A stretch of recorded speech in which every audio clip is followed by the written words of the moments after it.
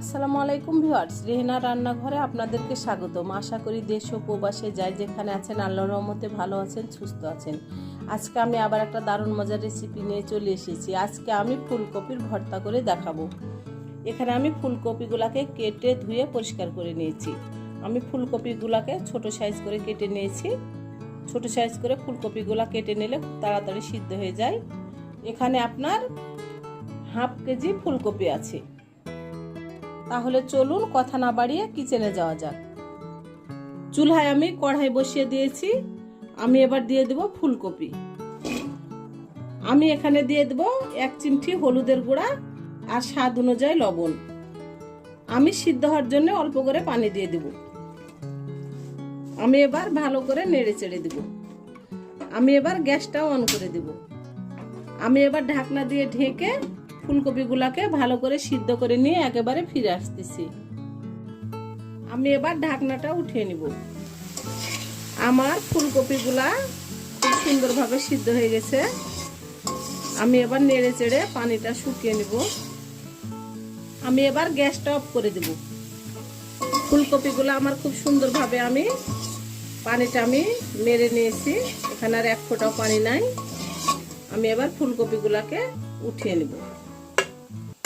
গ্যাসটা আমি অন করে দিয়েছি। এবার আমি দিয়ে দেবো রেগুলার তেল, সয়াবিন তেল। এখানে আমি প্রায় 1 টেবিল চামচ তেল দিয়ে দিলাম। আমি দিয়ে দেবো 3টা শুকনা মরিচ। আমি মরিচটাকে লাল লাল করে ভেজে নেব। মরিচটা আমার ভাজা হয়ে গেছে। এবার মরিচগুলোকে আমি উঠিয়ে নিব। আমি এখানে দিয়ে দেব 4-5টা বড় রসুনের কোয়া আর 5টা কাঁচা মরিচ।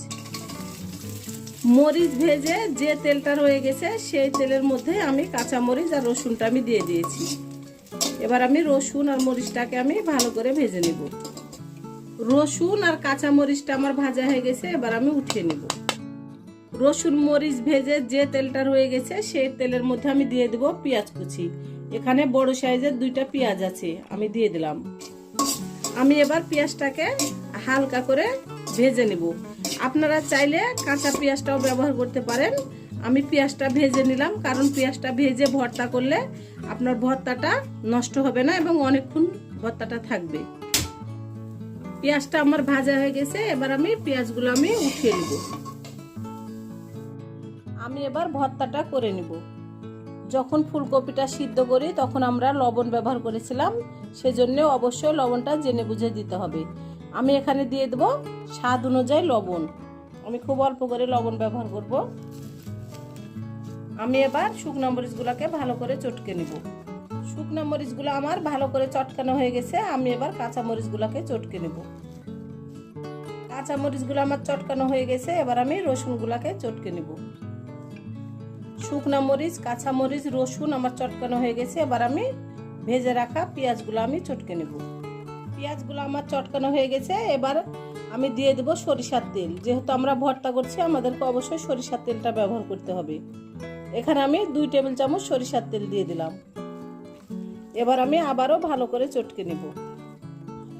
ভালো করে আমার পেঁয়াজ, মরিচ, রসুন চটকানো হয়ে গেছে।